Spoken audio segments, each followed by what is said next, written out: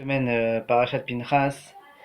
Déjà, merci à tous pour vos messages pour mon opération. Tout s'est bien passé, Baruch Hashem. Je suis en convalescence. Voilà, donc cette semaine Parashat Pinchas. L'année dernière, j'avais commencé ma série de vidéos avec Parashat Pinchas. Donc ça fait un an là qu'on fait ces vidéos.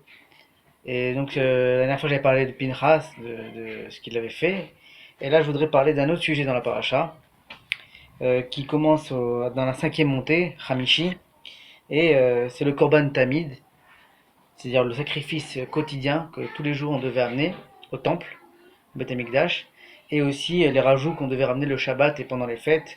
Tout est explicité dans les détails dans la paracha, tous les sacrifices quotidiens et pour les fêtes et Shabbat. Et vous savez qu'aujourd'hui, bon, on n'a plus de Beth Amikdash, on n'a plus de temple.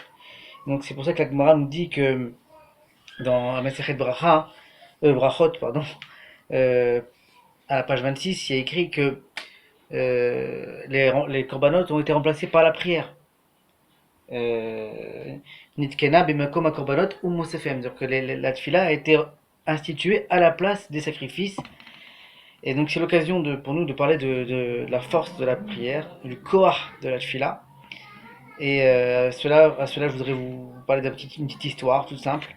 Il y avait à une certaine époque un grand rave qui avait un kollel, donc une maison talmudique pour gens qui étudiaient toute la journée. Et dans ce collège, il y avait un des avrechim, des jeunes étudiants qui étaient là-bas. Et ils avaient l'habitude de lire une prière pour la Parnassa, hein, à Shema Kolenu, dans la Mida, à un endroit précis de la Mida. Et un jour, donc, ce Avrech là, pendant la Mida, il arrive donc à ce moment-là, il dit, bon, pourquoi je vais lire cette prière? Cette prière, elle concerne les commerçants, elle concerne ceux qui font du travail, etc. Nous, on reçoit une allocation, une subvention mensuelle, que je la dise, que je la dise pas, ça va rien changer. Tout est prévu, quoi. Il s'est dit, ah, je la saute. Il a sauté la tfila de la Parnassa qu'ils avaient l'habitude de lire à cet endroit. C'était une prière du Harizal, que leur Rav a dit, on a l'habitude de lire cette fila dans notre collège. Et voilà qu'arrive la fin du mois, et que le Rav, comme son habitude, sort pour distribuer les enveloppes à chacun des enveloppes remplies d'argent, à chacun des Avrechim. Donc ils sont là tous en rang, et il commence à distribuer, distribuer, distribuer. Et il arrive donc au fameux Avrech, au fameux jeune étudiant qui n'a pas dit la prière. Juste avant lui, il n'a plus de billets. Ça s'arrête.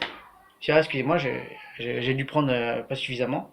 Il retourne dans son bureau, il ramène des enveloppes, et il commence la suite après la personne. Autrement dit, il a sauté la personne. Et donc, quand il est arrivé à la fin des billets, c'était devant lui. Et quand il a repris la distribution, c'était après lui. Il avait sauté. Et ainsi de suite. L'autre, l'étudiant, était choqué. Il tape à la porte. Excusez-moi, Rav, j'ai pas reçu ma subvention. Qu'est-ce qui se passe?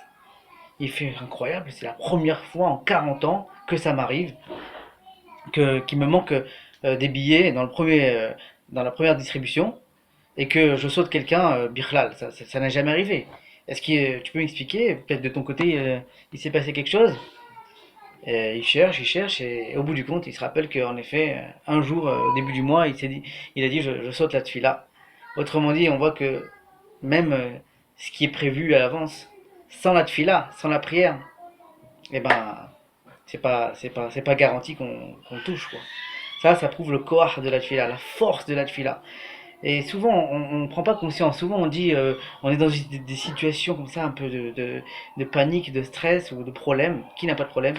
Et on se dit, bon, bah, dans ce cas-là, hein, il reste plus qu'à prier, hein, comme si que c'était vraiment une solution secondaire. C'est comme si que quelqu'un dit, bon, bah voilà, je suis ruiné, il me reste plus qu'1 million de dollars. Parce qu'en fait, on ne sait pas la valeur de la tfila.